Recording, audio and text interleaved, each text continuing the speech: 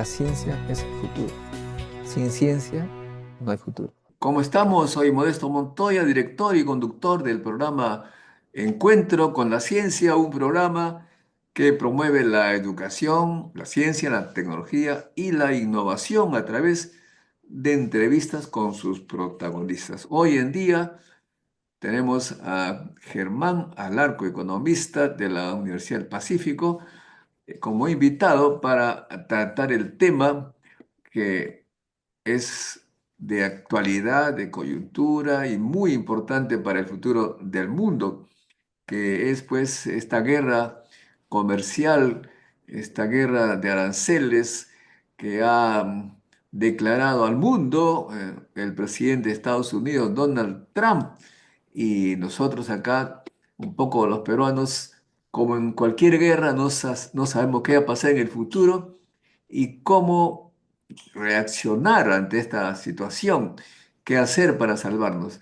De eso vamos a hablar con Germán Alarco, pero antes, como no, es necesario señalar, mencionar que el Perú está por un momento difícil, cada vez más difícil, no hay cuando mejore. Se trata del asesinato cruel, indescriptiblemente cruel, que ha ocurrido en Patás contra 13 personas, 13 peruanos jóvenes sobre todo.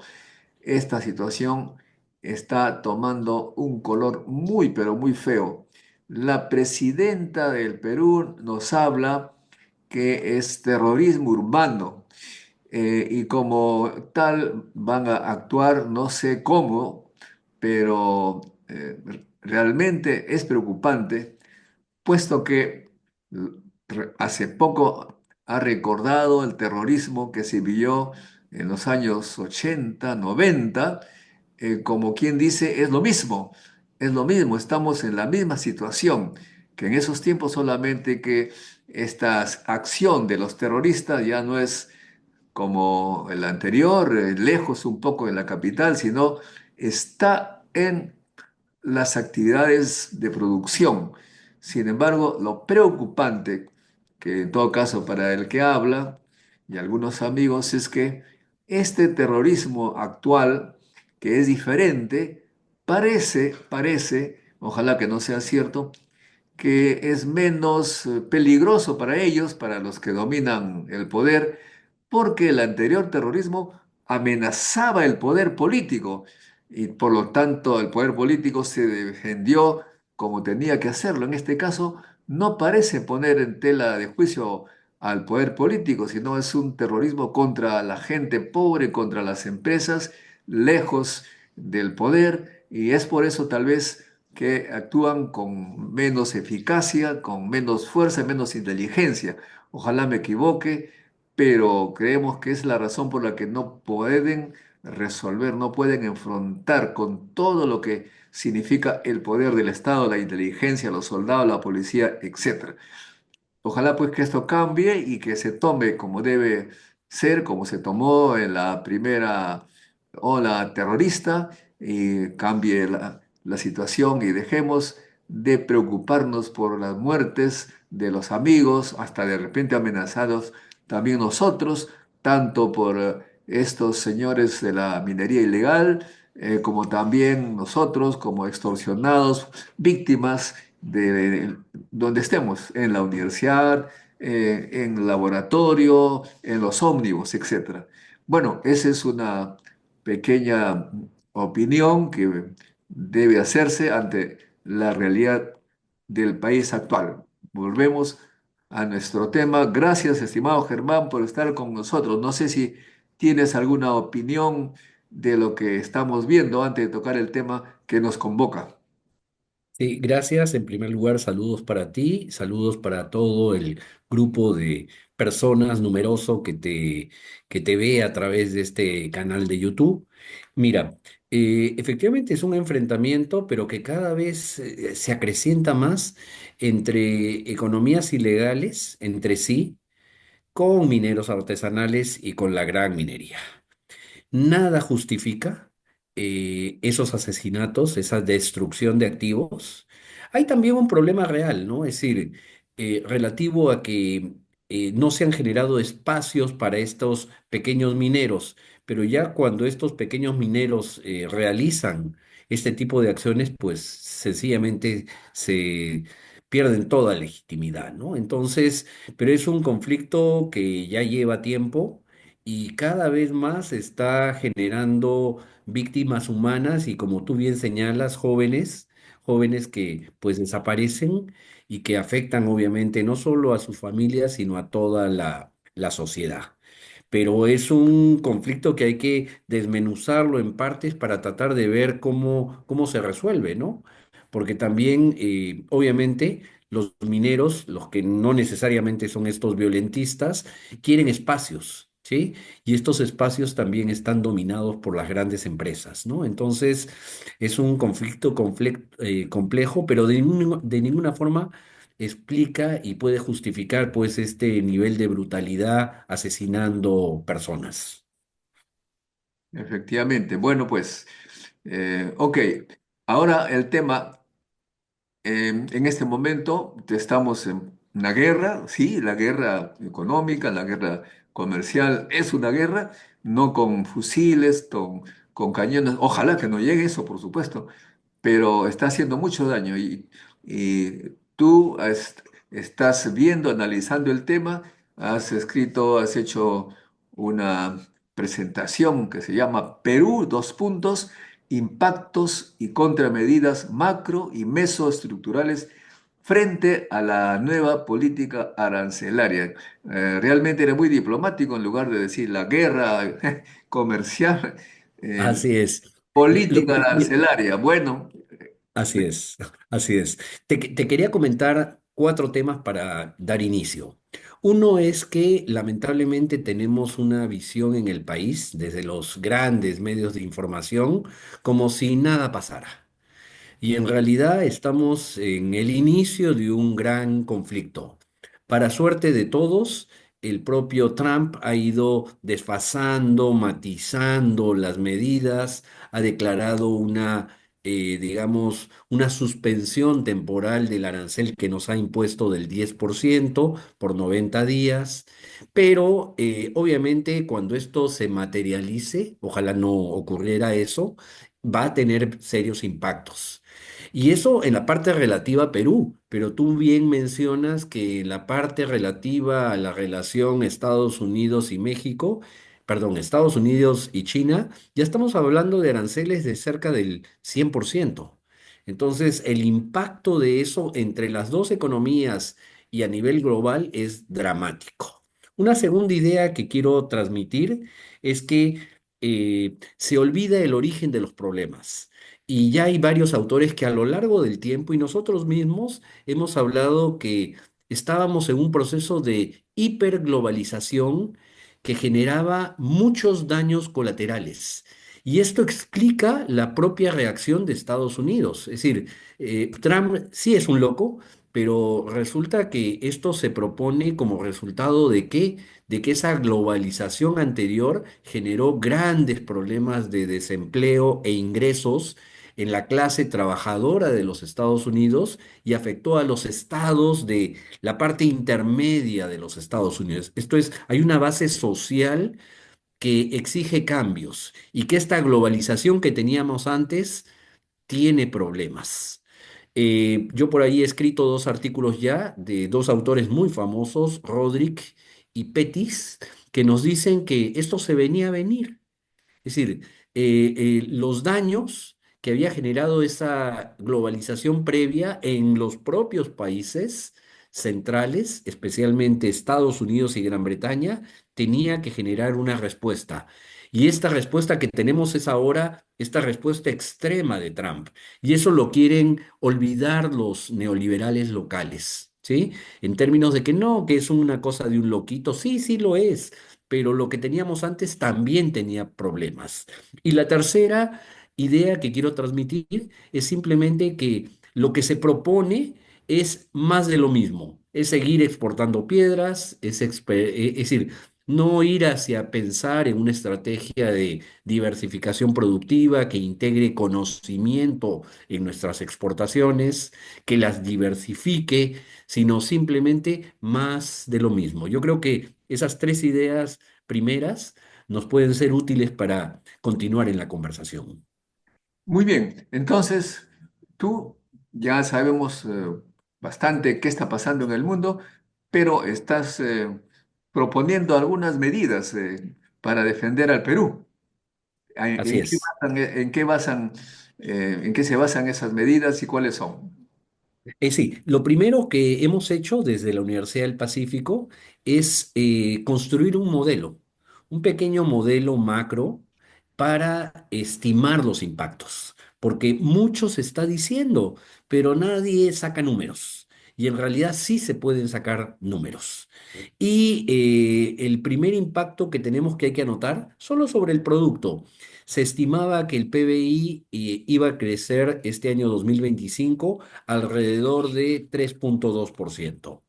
Nuestros estimados, en realidad no podemos calcular un número concreto, sino son escenarios, nos indican que puede haber impactos dependiendo de qué pasa con cada una de las variables, de una caída del producto de 0,3 puntos porcentuales. Esto es, pasaríamos de un número de 3,2 a 2,9 en el escenario más suave, cuando no hay grandes afectaciones en el mundo, y podríamos llegar de 3,2 a 2%. ¿Sí? Entonces estamos hablando de una caída significativa del crecimiento, de crecer 3,2 a 2%. Y si esto genera impactos negativos sobre la inversión, que es lo usual, porque obviamente si el comercio se reduce, si la producción se reduce, si la demanda se reduce, se va a invertir menos. Estos números pueden caer, tenemos los datos, desde un crecimiento de solo 2,5% a 0,6%. Esto es, en un año podemos tener una gran caída de 3,2 hasta 0,6. Entonces no es tan simple como decir, no, no pasa nada, nos va a ir muy bien. No, no, no, no, no, no. Solo estos aranceles del 10% y dependiendo de lo que ocurra a nivel internacional, nos puede llevar a que solo crezcamos 0,6%. Ojo, aquí no estamos planteando escenarios dramáticos. Estamos diciendo que el promedio de aranceles a nivel global llegue al 30%.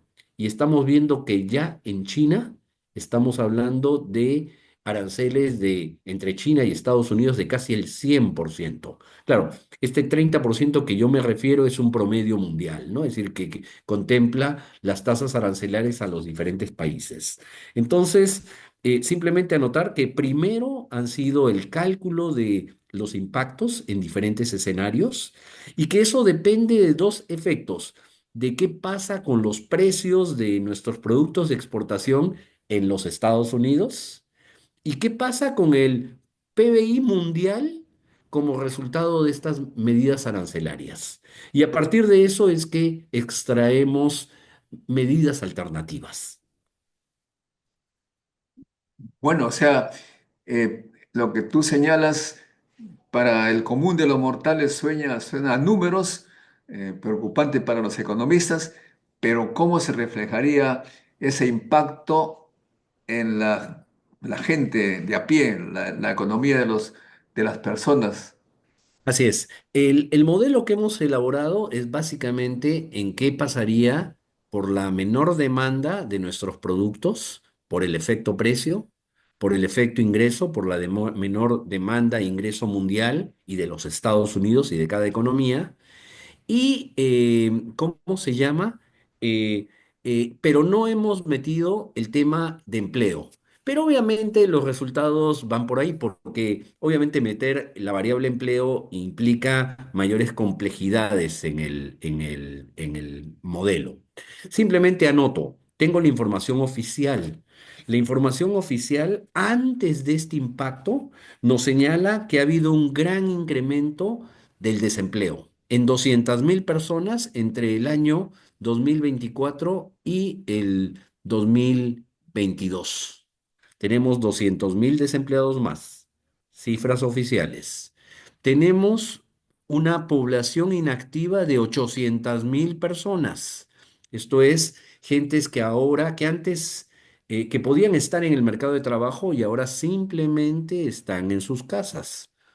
Hombres adultos, jóvenes, mujeres que no están en el mercado laboral.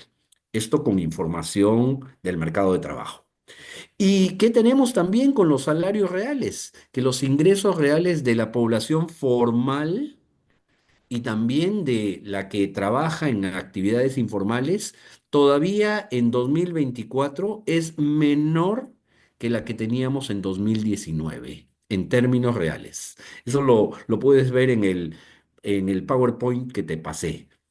Y entonces, a partir de eso, vamos a tener estos impactos. En lugar de crecer 3,2, en el peor escenario, creceríamos 0,6.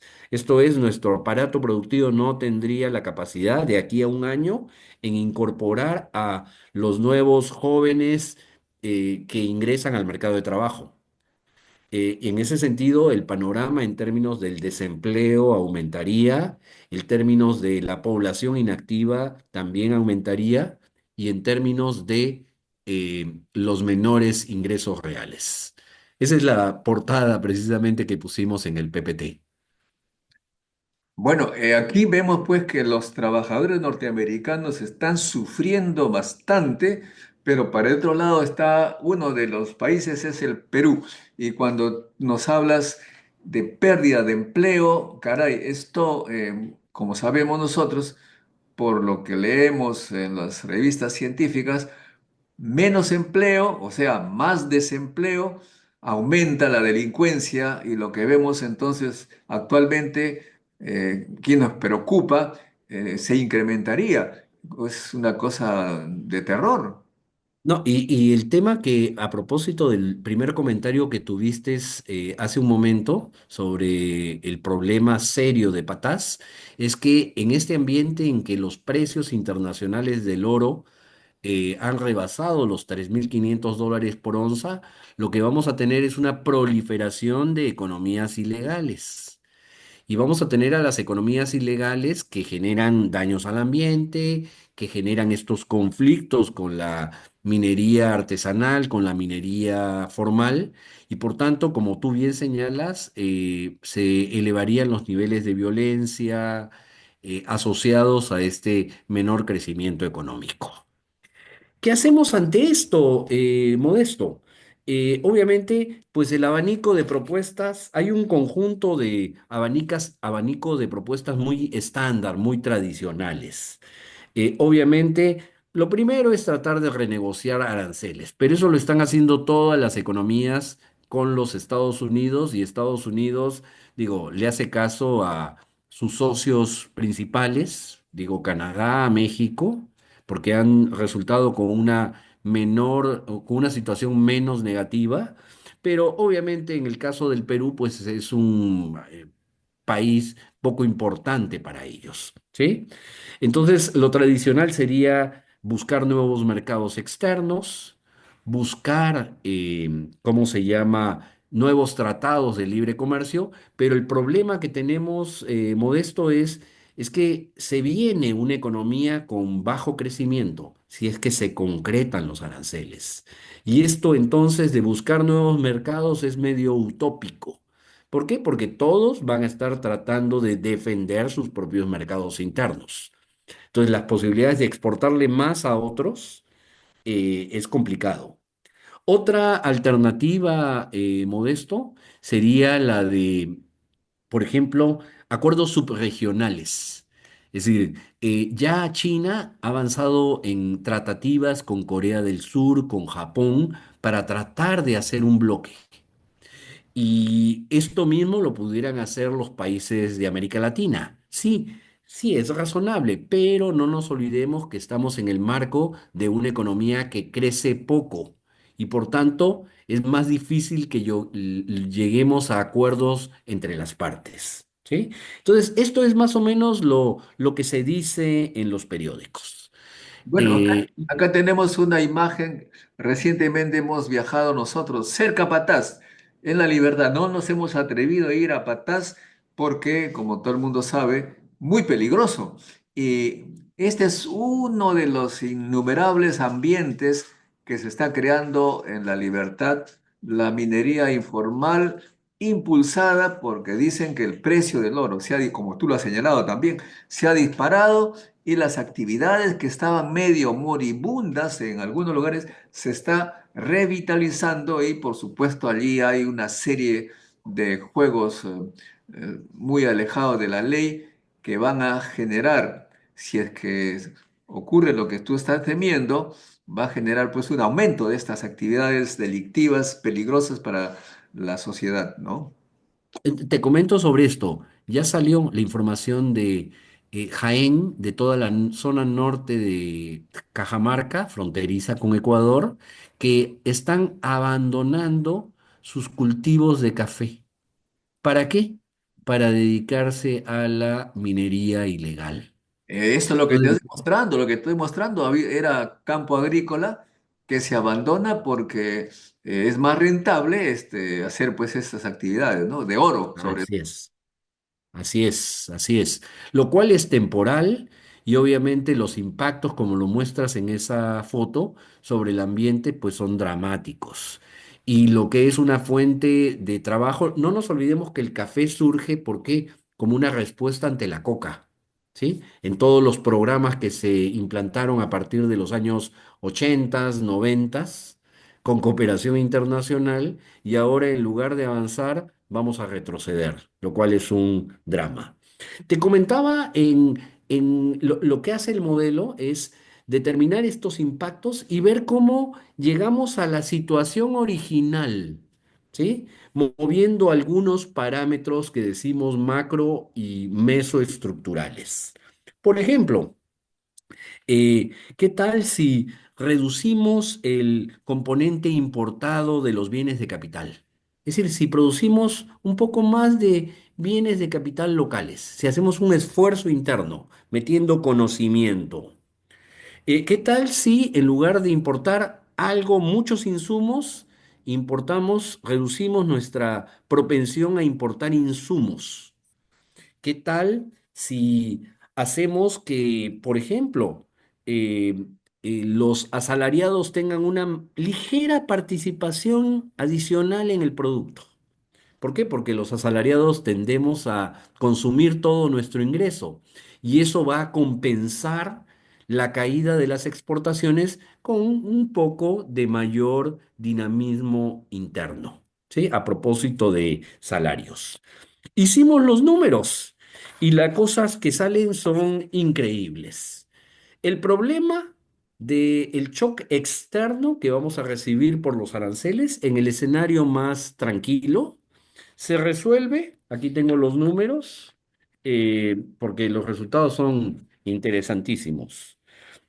Subiendo la cuota salarial en 1%, esto es, la participación de los salarios en el producto en 1%, que significaría llevar la participación de los salarios en el producto a nivel del año 2022.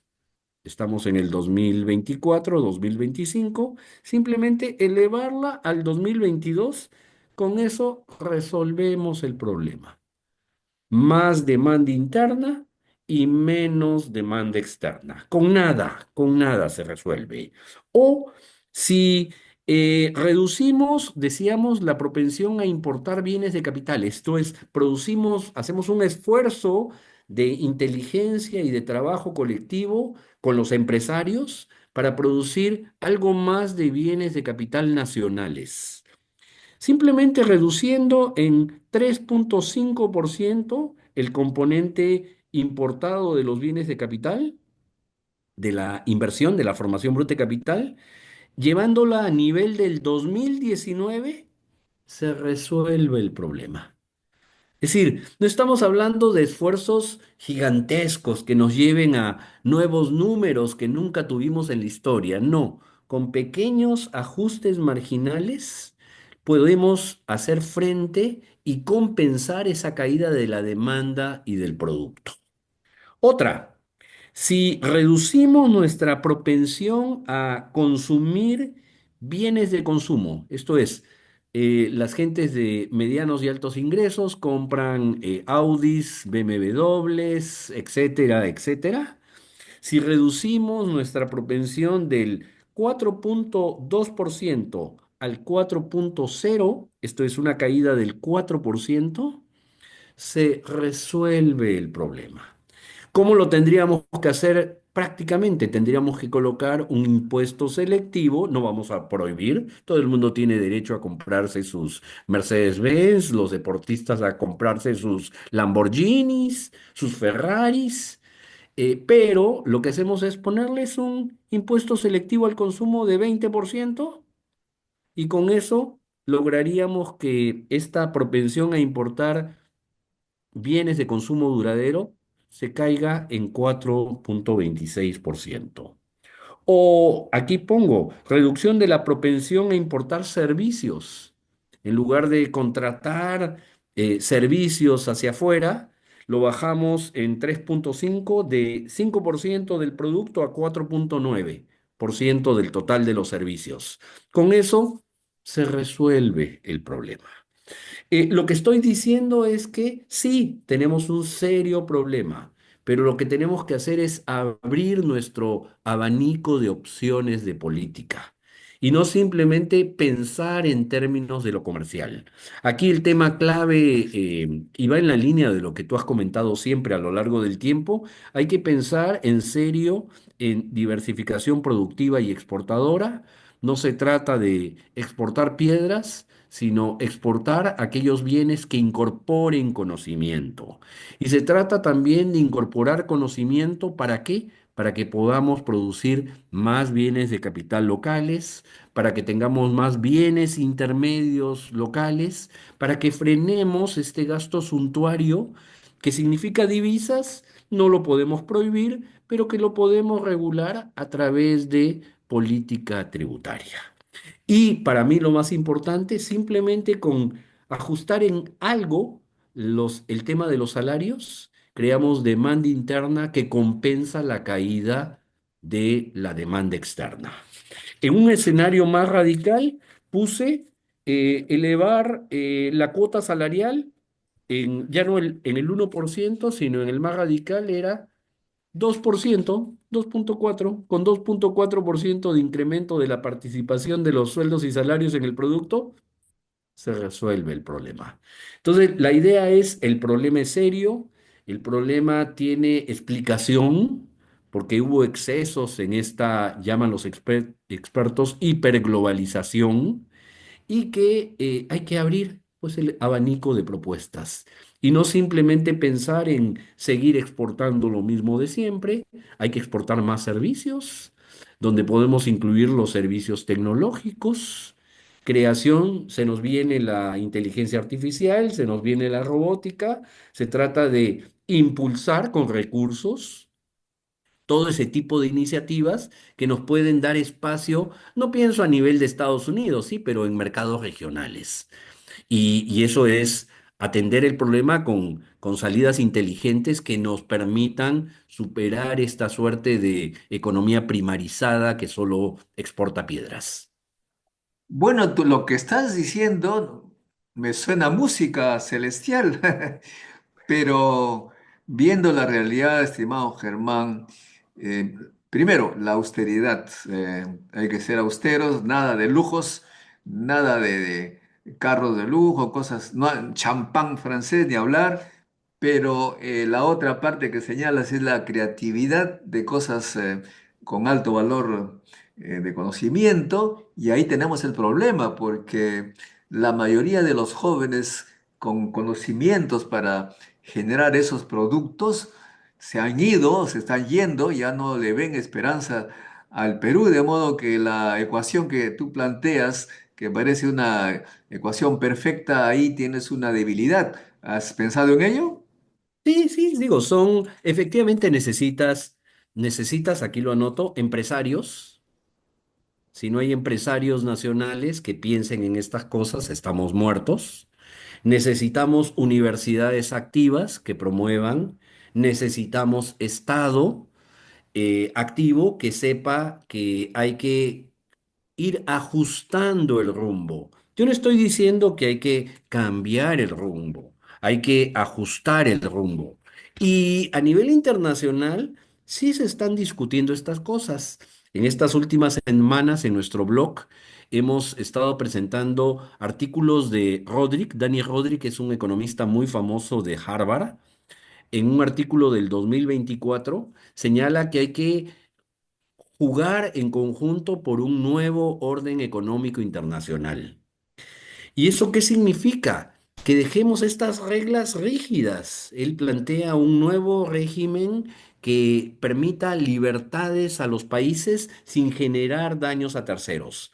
Esto es, sin política arancelaria, con política industrial en cada caso permitida bajo estas nuevas reglas, se podría dar mecanismos para incentivar ciertos sectores, como el impulso de actividades económicas que internalicen conocimiento, etcétera. Y esto yo te lo digo, lo puede hacer Colombia, lo puede hacer Chile. ¿Sí? Lo que pasa es que la situación comparada de nuestro país, aún con esos vecinos, es realmente dramática. Y efectivamente, lamentablemente, no se puede esperar mucho de este gobierno. Pero este conjunto de recetas, de elementos a considerar, sí pueden ser base de un futuro gobierno. Obviamente, en la cosa política sabemos que hay complejidades, que tenemos un panorama extremadamente complejo con 42 agrupaciones políticas que todavía tienen tiempo a lograr alianzas entre sí, pero todavía no se ven los resultados, pero tampoco, como tú mismo lo has planteado en tu no hay que, pues, cruzarse de brazos y decir, bueno, ya estamos perdidos, ¿no? Siempre hay que pensar en términos de lo positivo, de lo que se puede hacer, y dentro de lo que se puede hacer está un conjunto de estas cosas que no son la revolución, que son cosas de ABC y que pueden hacer frente a un choque externo, como el que se viene. Para suerte de todos, hemos dicho, estas políticas se están moviendo, se aplican, se vuelven a retirar. Ojalá que domine la cordura, ¿no? Pero tampoco hay que pensar en eso, ¿no? Es decir, en realidad hay que preparar siempre escenarios hacia adelante que nos permitan, digamos, establecer abanicos de propuestas que permitan enfrentar estos problemas que se nos pueden venir. Coincido contigo, la situación es problemática, pero tampoco eso nos debe llevar pues a la inacción, nos debe llevar a la pérdida de la esperanza, ¿no? Yo sí creo que tenemos que, como decía el Papa Francisco, ¿no? Es decir, la esperanza activa, ¿no? Es decir, hay que esperar, pero hay que actuar en consecuencia. Muy bien, ahora ha señalado, hay 40 y tantos partidos y por la educación que hemos sufrido en estos 50 años últimos, sobre todo, hay pocos cuadros, eso es cierto. Y al haber tantos partidos, estos cuadros de gente bien preparada se dividen, se separan. Está sugiriendo, noto, que haya pues alianzas de gente que se agrupe por capacidades, por especialidades, pero también estás reconociendo que por el momento no se ve. ¿No? No se ve. Ahora, ¿qué piensas tú de la posibilidad, que a mí me parece remota, que haya por lo menos una política regional de Colombia, Ecuador, Perú, Argentina, Chile, Bolivia, eh, poco a poco empiecen a pensar en una federación, en unos Estados Unidos de América del Sur, porque así países chiquitos, lo que tú señalas es un poco difícil, no tenemos. He estado en Europa y me señalan los científicos que es muy difícil competir con China porque para sacar un producto en Europa se tiene que probar una técnica adecuada. Se prueban 20 técnicas en serie, una primero no funciona, la segunda, etcétera, etcétera. Toma 2 o 3 años el producto, mientras que China son tantos científicos e ingenieros que hacen las 20 pruebas al mismo tiempo en paralelo y encuentran en 3 meses la solución. Nosotros Así es. con países como el Perú, aislados, pues nos tomaría muchísimo más tiempo que Europa. No, ¿tú ves la posibilidad de Mira, remoto? dos comentarios sobre esos. Es un tema muy importante. A nivel del país, tenemos 1.800 distritos. Se le exige a esos 1.800 distritos capacidad de gasto, de planeamiento, mil cosas. Es imposible. Tú no puedes tener un país con 1.800 unidades ejecutoras de gasto. ¿Qué hacen los chilenos? La unidad máxima de división son las comunas. Las comunas son alrededor de 150. Entonces, este esfuerzo de fragmentar, de dividir por el lado de lo interno, ha sido catastrófico. Realmente tenemos que ir a una descentralización profunda, pero a partir de unidades que sean manejables. Tú no puedes manejar 180 1.800 distritos y con capacidad de gasto y deberían tener capacidad de recolectar ingresos también, no como ahora. Entonces, en el caso peruano también es imprescindible pensar en unidades, digamos, no distritos que puedan ejercer capacidad de gasto. Tema dramático. Una tesis de nuestra maestría de gestión pública en la Universidad del Pacífico. La mejora del gobierno en el distrito de Antioquía, aquí en Lima. ¿Cuántos trabajadores tiene Antioquía? Públicos. 13. De esos 13, 8 son CAS e incluyen a los guardianes de la municipalidad y demás. ¿Qué reforma del Estado puedo tener en la municipalidad de Antioquía con 5.000 habitantes? Es un distrito.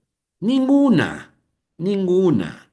Es decir, me tengo que quedar a nivel de el nivel no distrital, sino a niveles superiores. Entonces, cuando los alumnos me planteaban una reforma tecnológica, una transformación tecnológica en Antioquía, les decía, por favor, están soñando, ¿sí? De esos habitantes, el 80% son rurales.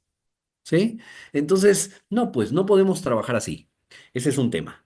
Tenemos que reagrupar, ¿sí? De nuevo, pensar en macroregiones, ¿sí? No quizás en regiones, sino en macroregiones. Lo segundo, en lo internacional. Yo, ojalá lo que tú dices sea cierto, que nos podamos integrar en América Latina. Pero lamentablemente hay un problema político serio. Y este problema político cambia de gobierno en gobierno. Ahora tenemos una Colombia progresista, Ajá. tenemos un Chile progresista muy inteligente, Boric. Hay que ver lo que hace. Por ejemplo, cuando presentó el tema de inteligencia artificial, lo hizo el presidente de Chile, no se lo delegó. Aquí ni siquiera salió el primer ministro a decir, aquí está el reglamento sobre inteligencia artificial que se presentó el borrador para discusión. Ya se terminó el proceso de discusión y se supone que tienen que emitir un reglamento y nadie se enteró, ni ninguna autoridad relevante salió a discutir el tema. O el tema de tratamiento confidencial de la información a propósito de las nuevas tecnologías, salió el presidente Boric a presentarlo a la sociedad. Esto es, está diciéndonos que el tema es importante. Aquí ni siquiera el ministro ni la Secretaría de Gestión y Transformación Digital salió a decir de qué se trata, ¿sí? Es decir, no le damos importancia a lo que debe ser importante. Entonces tenemos un problema serio, ¿no? Entonces tenemos a Bolivia enfrascada en sus problemas de corto plazo, a Chile pudiera ser un excelente socio, Colombia pudiera ser, Ecuador ni hablar, en otra línea, totalmente diferente, y Brasil, el monstruo, pues sí, está en otro mundo, ¿no? También, muy diferente al nuestro. Yo ojalá pudiéramos avanzar en la unidad regional, pero se pueden trabajar, no te olvides, en temas concretos. temas de, por ejemplo, la CEPAL, la Comisión Económica para América Latina, ha planteado el tema de medicinas, medicamentos ante una futura pandemia. Eso no puede ser el esfuerzo de un país, deben ser esfuerzos regionales. Entonces, si no se puede ir a lo grande, al menos pensemos en temas específicos. Lamentablemente, digo, ahora va la nota pesimista. Nuestro gobierno está en el día a día, está preocupado en el corto plazo, en cómo llegar a entregar el poder en el 2026, pero no le preocupa en absoluto los temas de mediano y largo plazo, en absoluto. Y al Congreso, quizás algún tema, pero en general tampoco le interesa. La idea es sobrevivir. Entonces, ese es el gran problema que tenemos, pero tampoco podemos decir, pues no podemos hacer nada, no hay que hacer nada. No, hay que decir sí se puede haciendo A, B, C, D, E, contrastando eso con lo que dice el gobierno, con lo que dicen también los neoliberales extremos que dicen, no, más TLCs. Mira, en un momento en que se cierra el mundo, tú no vas a pensar en más TLCs porque nadie, lo que va a ocurrir al contrario es el que tenía capacidad productiva y exportadora te va a colocar en el mercado local, en el peruano, todo lo que no pueda vender en los mercados internacionales. Esto es, hay que tener ahora una política a partir de que esto se implemente, una política activa antidumping, que no la tenemos para defendernos también. Y deberíamos tenerla para qué, porque eso se viene, ¿no? Es decir, todo el mundo que no puede colocar afuera al mejor mercado, lo va a colocar a los mercados de los vecinos, al mercado que se deje. Y eso va a significar más afectaciones para la producción nacional. Si antes utilizábamos papa importada de Holanda, pues ahora vamos a regresar a que todas nuestras franquicias utilicen papa importada de Holanda. ¿Por qué? Porque no van a tener la posibilidad de colocarla en otros mercados externos y van a hacer dumping. ¿Sí? Entonces, el tema es, sí es complejo, sí nuestro gobierno es un desastre, sí nuestros partidos políticos todavía no están a la altura, hay que ver que se pongan a la altura de las circunstancias, pero sí se puede actuar.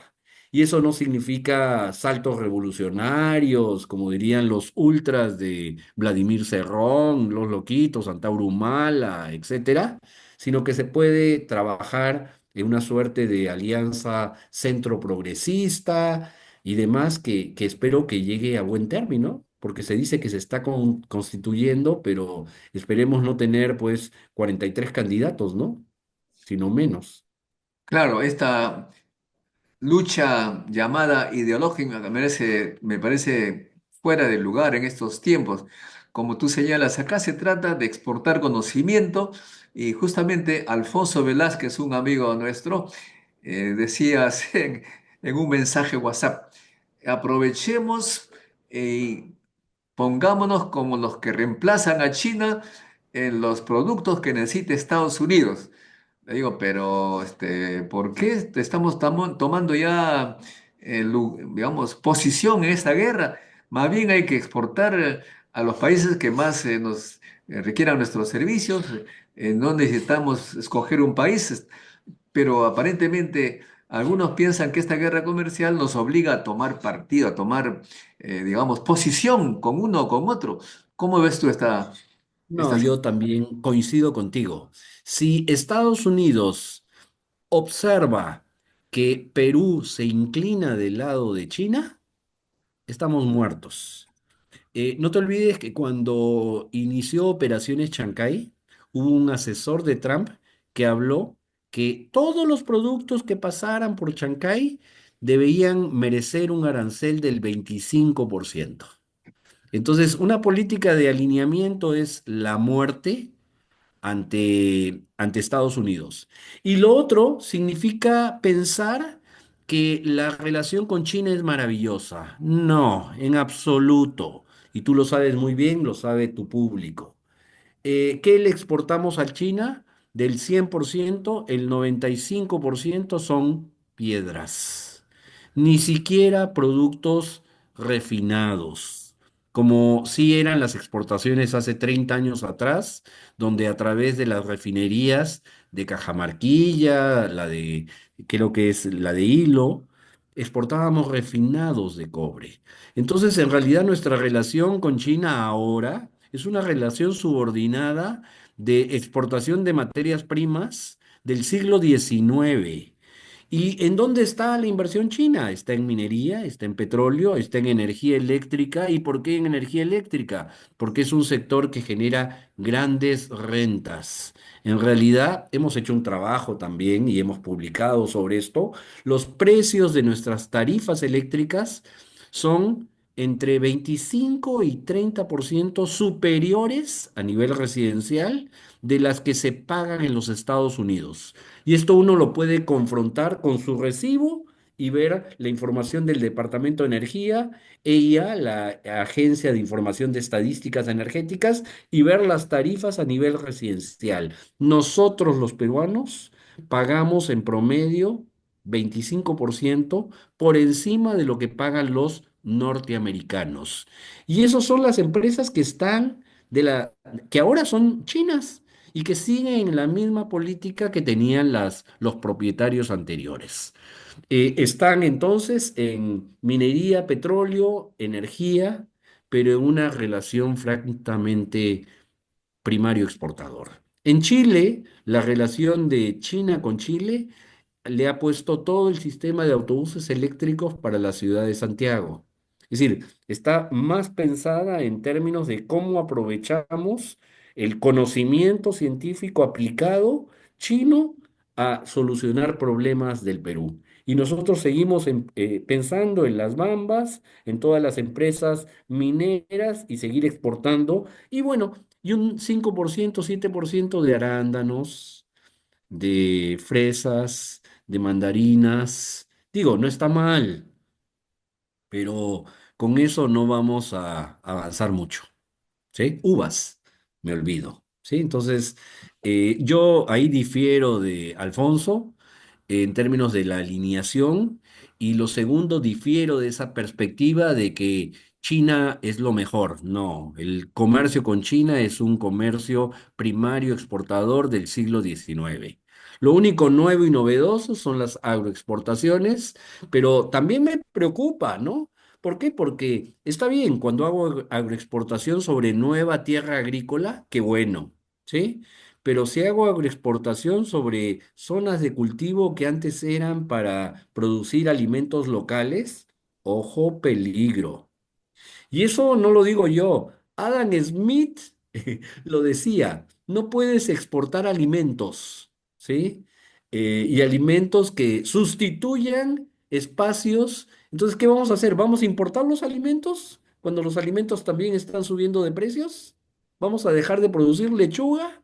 ¿Vamos a dejar de producir papa por producir, como diría Alfonso, arándanos? Sí, está bien, a los agricultores hay que darles recursos para que produzcan el pan llevar a los campesinos y que tengan también una parte relativa a árboles que les permita estabilizar sus ingresos. Pero no todo es mercados exportadores como pretenden algunos. Bueno, efectivamente, no hay que alinearse, hay que producir conocimiento, pero ahí viene un problema que hemos tratado contigo en varias oportunidades. Mirando el largo plazo, tendríamos que esforzarnos realmente en una, no reforma, sino una organización de una educación para el siglo XX, para esos tiempos, para el siglo XXI. Y uno tiene la impresión que el Estado ha abandonado la educación. Y esto, ¿cómo lo ves tú?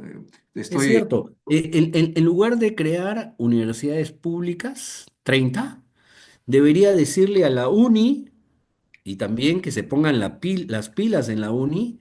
Perdón, vamos a hacer una filial descentralizada de la UNI en la región norte del país, en la región sur del país, en la región oriental del país. Y la ponemos en Yurimaguas, en lo que sea. Y le vamos a decir deberíamos decirle a la Universidad Nacional Mayor de San Marcos que ¿cómo se llama? Despierte también y en lugar de crear una nueva universidad más, descentralicemos Y eso significa recursos, se necesita trabajo de los propios académicos, ¿no? Que en algunos casos, y tú lo sabes, se han hecho de una actitud conformista, ¿sí? Me invitaban, la otra vez me invitaban mucho a San Marcos. El decano lamentablemente falleció, el de Economía, me lleva al nuevo local de la Facultad de Economía, creo que te había comentado la anécdota, y ese nuevo local no tenía oficinas para los investigadores. Esto es, solo tenía oficinas para los funcionarios de la facultad. Entonces él muy contento y le dije, perdón, ya no me acuerdo su nombre, lamentablemente falleció. ¿Dónde están las oficinas de los investigadores? ¿Cómo van a trabajar los profesores con los estudiantes si no tienen espacio? Y la verdad es que también en la propia universidad pública ya se han hecho, no quiero decir la palabra, muy de, no, pues no se puede, no se puede y ahí quedó, ¿no? Es decir, son muy pocos como tú los profesores investigadores que quieren trabajar con los estudiantes y que se ingenian los espacios para hacerlo, porque en realidad la universidad no da las facilidades, ¿sí? Y eso es fundamental si queremos, pues, potenciar nuevamente el conocimiento en nuestro país. Y en realidad hay que pensar en cómo reformamos todo el sistema de desarrollo tecnológico, los institutos de investigación públicos. Y cuando vemos la cantidad de personas que tiene Linía, decimos, sí, qué bárbaros, tienen 3.000 personas. Pero, ¿cuáles son sus contribuciones concretas? 3.000 personas hay en el INIA. Digo, sí hay aportes, pero y obviamente los medios no muestran esos aportes. Pero ¿qué hacemos para que eso realmente que llegue a la economía campesina? Muy bien, ahora debo señalar que lo que has mencionado es preocupante porque hay una incentivo, una promoción de la exportación de alimentos de países como el nuestro que no se alimenta bien, o sea, Así es. nos alimentamos bien y estamos promoviendo exportar lo poco que producimos, ¿no? Reemplazando nuestros alimentos de primera calidad para nosotros por prácticamente comer chatarra y vender lo mejor que tenemos. Pero por otro lado, nosotros en nuestro centro de preparación para ciencia y tecnología tratamos de incentivar muchas cosas y sobre todo una vida diferente a la que estamos nosotros condenados aparentemente a llevar. Estamos promoviendo el turismo en las regiones cercanas a la costa, que hay lugares muy bellos y que podrían colaborar para evitar que estos lugares se vean envueltos en la minería ilegal por la necesidad de tener algo. Entonces quisiera presentarte dos figuritas, vamos a, Perfecto. ¿puede? Para Adelante. precisamente invitarte, eh, para invitarte a este sitio. A ver, a ver, a ver. Aquí está. ¿Qué te parece este paraíso? ¿En dónde es? A 2 horas de Trujillo, 2 horitas. Tú llegas a un pueblo que estamos promoviendo, y que vaya la gente a 2 horas. Se pasean por aquí un ambiente totalmente limpio, oxígeno, de caray, que eso que te hace revivir, te hace más joven y además te voy a decir que la gente que hemos estado promoviendo está preparándose también para recibir a los turistas. Por ejemplo, te voy a mostrar aquí un lugar que han preparado, ¿no? Este, ahí está una, una vista panorámica de un restaurante.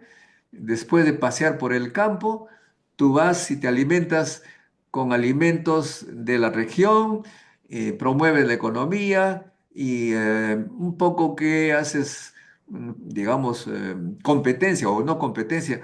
Tratas de evitar que la gente se meta pues a hacer pozas de lixiviación en estos Así paisajes. es. ¿Tú crees que el Así es. turismo es Yo una claro que sí, yo creo que sí, pero voy a ser realista también, como tú me exigiste realismo. Ollantaytambo, ¿quién ah, está destruyendo Ollantaytambo? No sé si has visto las noticias. no, no. Los propios pobladores. pobladores que viven fuera del país y que tienen unas propiedades muy bonitas tradicionales y ahora están decidiendo construir edificios de 5 pisos en Ollantaytambo. ¿Sí?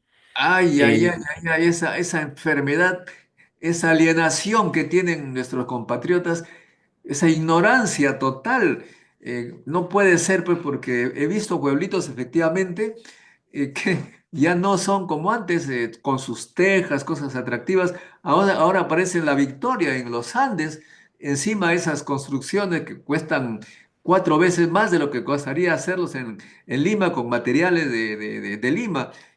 así Impresionante esa es. ignorancia. ¿Cómo combatir esa ignorancia? Esto es un poco complicado. Así es. Y lo mismo en la zona de la construcción en el Valle de Urubamba. Tan hermoso, lo están destruyendo completamente. Lo que eran los espacios de campo, sencillamente los están convirtiendo en urbanizaciones y en eso está el mismo alcalde de Urubamba, lo cual es una aberración. En el caso de Ollantaytambo, sí, la autoridad dice que no se haga, pero los vecinos dicen progreso. El progreso es que, entre comillas, el progreso es construir un edificio de 5 pisos rodeado de las hermosas construcciones de Ollantaytambo y que lo convirtieron en un centro turístico relevante. Y todavía para remate, un edificio con mayólicas exteriores, ¿no? Porque no sé si has visto, esa es la dinámica de estos edificios modernos cuando los construyes en las zonas andinas. Esto es, el edificio muchas veces, en la mayoría de los casos, nunca se termina y recubierto de mayólicas.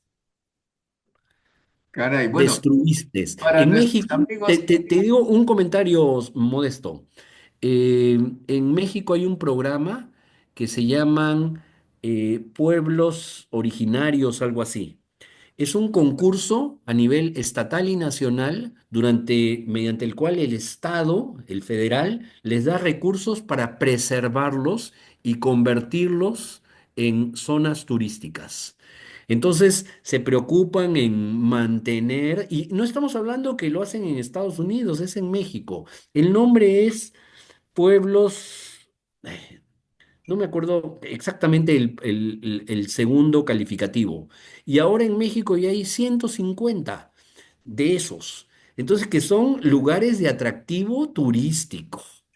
a ¿Sí? ver si me Entonces, pasas el enlace de alguno de esos pueblos para promover así es, más esa idea. Te así contaré, es.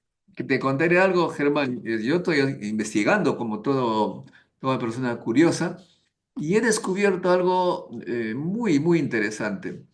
China, esos chinos son realmente muy creativos. Eh, Universitarios que vienen de pueblitos así como en Perú, vienen de qué sé yo, de La Oroya, de Casapalca, bajan a Lima, estudian y se dan cuenta que el turismo puede ser una gran actividad y como tú señalas, han preparado su pueblo con algo atractivo del lugar, eh, que es tan original que la gente va a tomarse una foto, un selfie, tomar café, los productos del lugar. Y esta gente que vivía en las grandes capitales de China, que son gigantescas, ahora ganan mucho dinero en un ambiente creado para la belleza, la naturaleza, el atractivo, increíble.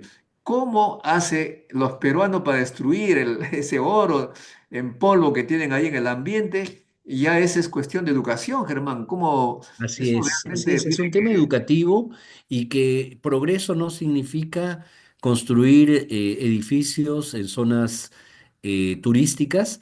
Digo, yo voy mucho a Cusco y en realidad, salvo la parte central de Cusco, que me perdonen los cusqueños, es un cochinero.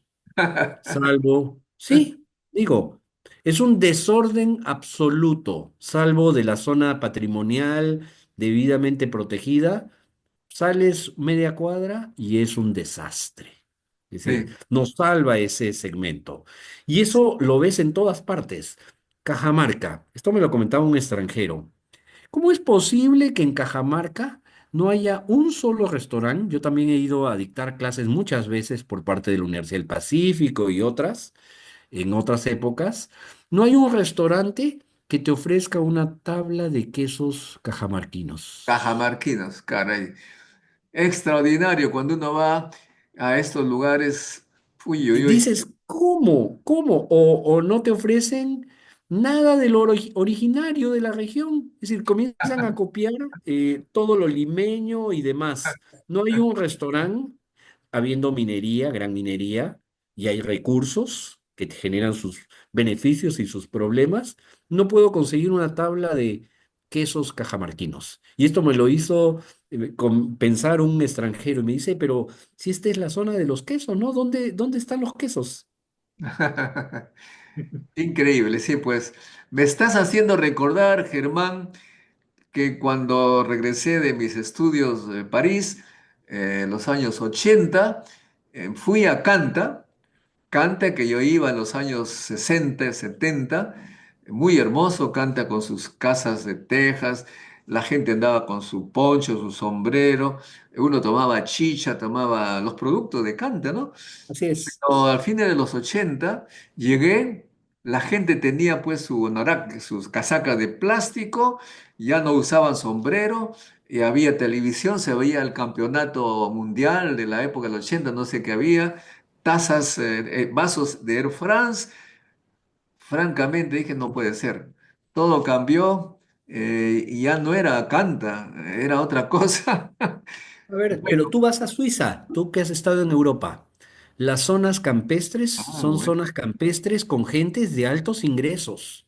Sí, Y sí, tú sí. vas a ver esas construcciones, las mismas de siempre, que adentro puedes tener internet, puedes tener todos los adelantos del tiempo, pero por afuera son la misma forma tradicional de siempre. Bueno, Es bueno, decir, esta cultura hay que difundirla en este canal, lo hacemos constantemente y les cuento, así como Germán nos está contando experiencias, una vez fui invitado a una conferencia en Estados Unidos, en la ciudad de Santa Fe, no sé si conoces Santa Fe.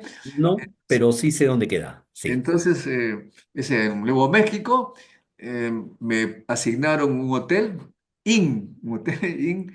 Fui al lugar y vi pues una casa era barro tarrajeado a la mano, Así es. parecía una casa antigua de la época de los, Siglo XIX. sí, más o menos, parecía la casa de los indios de la época. Y dije, caramba, ¿no se habrán equivocado? ¿No te habían metido acá? Entré y como tú señalas, adentro había computadora, internet, una modernidad increíble, pero afuera respetaban la arquitectura, el urbanismo antiguo que le daba justamente el atractivo increíble. Además, había una tienda por ahí que vendían estatuas en piedra, esculturas en piedra de un guerrero Cheyenne ahí tocando su tambor en piedra, caray. Un amor por lo antiguo y pregunté cuánto costaba, $200.000. Porque ese es pues el valor de la cultura, pero que eso habría que cambiar aquí nuestra manera de enseñar. Bueno, Así gracias, es. Germán, por esta interesantísima conferencia que nos has dado y tu experiencia. Esperemos que nuestro gobierno, a propósito de lo último que te quería decir, requerimos una reforma educativa, no reforma, un cambio, un programa serio de educación para la innovación, la creatividad, el amor a la naturaleza, etcétera, etcétera. No lo vemos. No sé si tú puedes lanzar de acá un mensaje al ministro de Educación. ¿Qué le diría? ¿Qué le dirías ahora? Mira, ya el ministro de Educación no vale la pena. Es pensar, es pensar en los políticos Ah, que ya. vengan.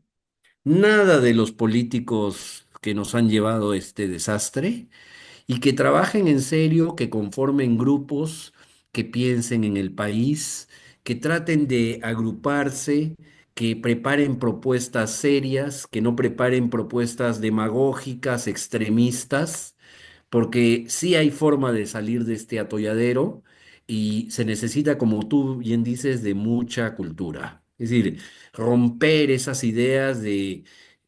yo te digo, por ejemplo, yo no tengo auto. Tengo auto sí en México y es un auto que ya tiene 20 años, pero es un auto que sigue funcionando.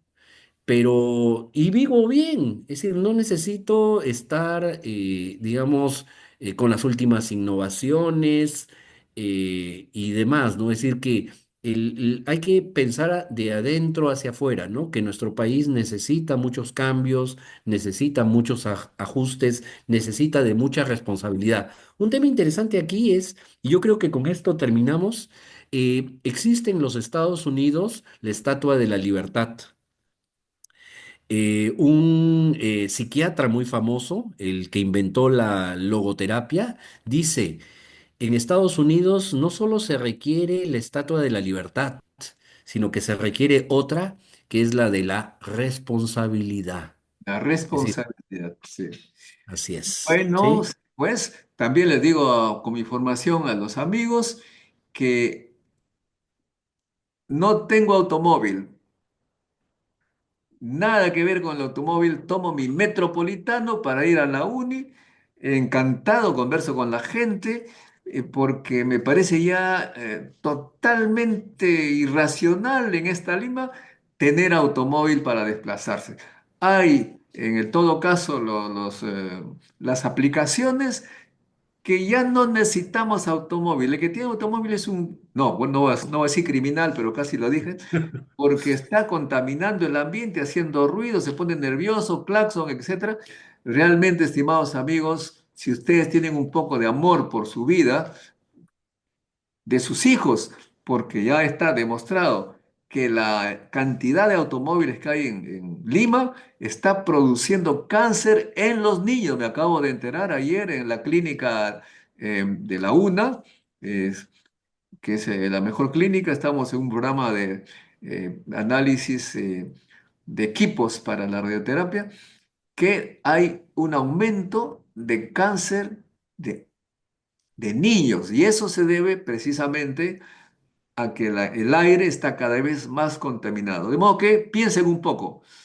Un comentario final, Modesto. Un auto está amenazando la vida de sus propios hijitos. Por favor, ahorremos esa triste realidad.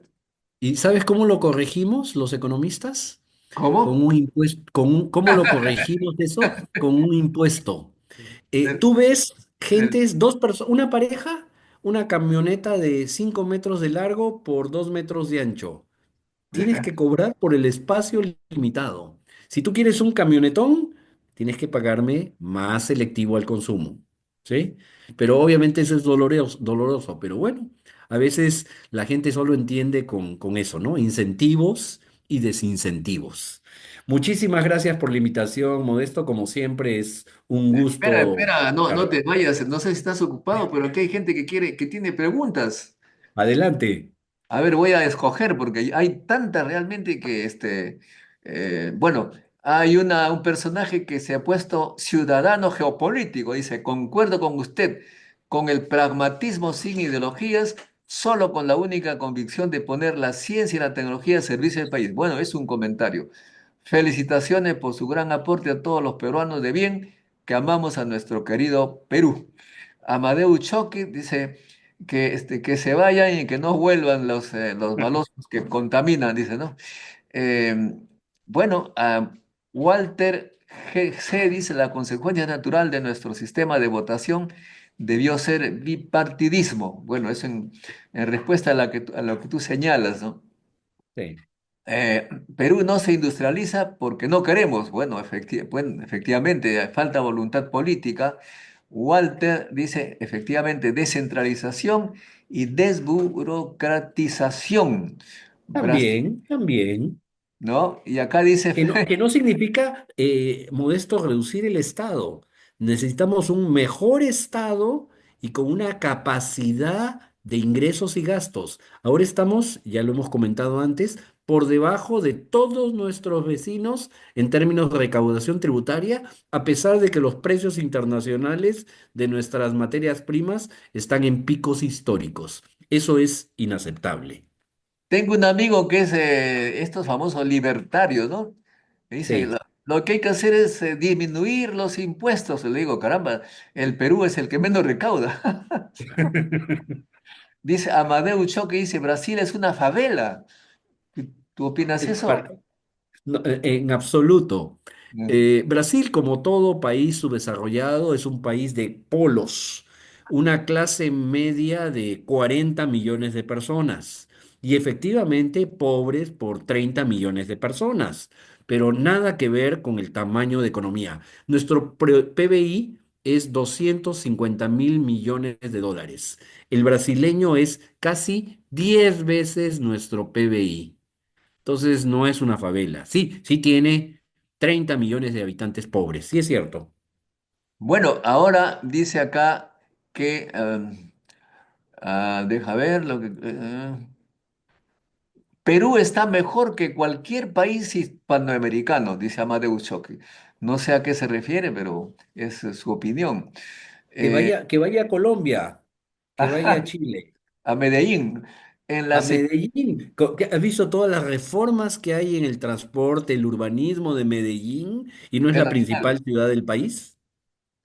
Amadeu dice, en la secundaria mis profesores me decían que Perú es el peor país del mundo. Ustedes me recuerdan a ellos. Dice, nosotros que no le estamos diciendo eso. El Perú tiene problemas graves, pero hay peruanos que están luchando para que mejore.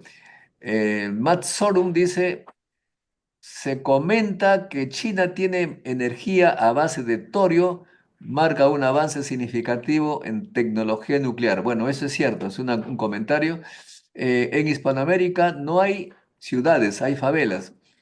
Hay efectivamente muchas favelas, pero también, como dice Germán, hay ciudades muy hermosas como Medellín. Muy bien, ahí vamos terminando ya. Doctor, podría entrevistar a Ricardo Velázquez Ramírez del partido Salvemos Perú, caramba. O sea, no sé quién es. En todo caso, me pasan su teléfono para comunicarnos, a ver qué propone. Impuesto para todo, de todo, dice Amadeus, sobre todo aquellos que hacen daño con sus compras exageradas. Muy bien, Germán, ahora sí, nos vamos, ya nos pasamos de la hora. Muchas gracias por esta conferencia y estamos en contacto. Muchas gracias. Al contrario, muchísimas gracias. Publica el PPT que te he dado con toda confianza para que la gente piense, para que tu público vea que no estamos planteando cosas idealistas, que en realidad hay espacio para hacer las cosas, lo que nos falta es quizás más voluntad para hacerlas. Bien, amigos, no se olvide compartir este video, hacer like y hasta pronto. Nos vemos. Chao, chao. Gracias a ti. La ciencia es el futuro. Sin ciencia no hay futuro.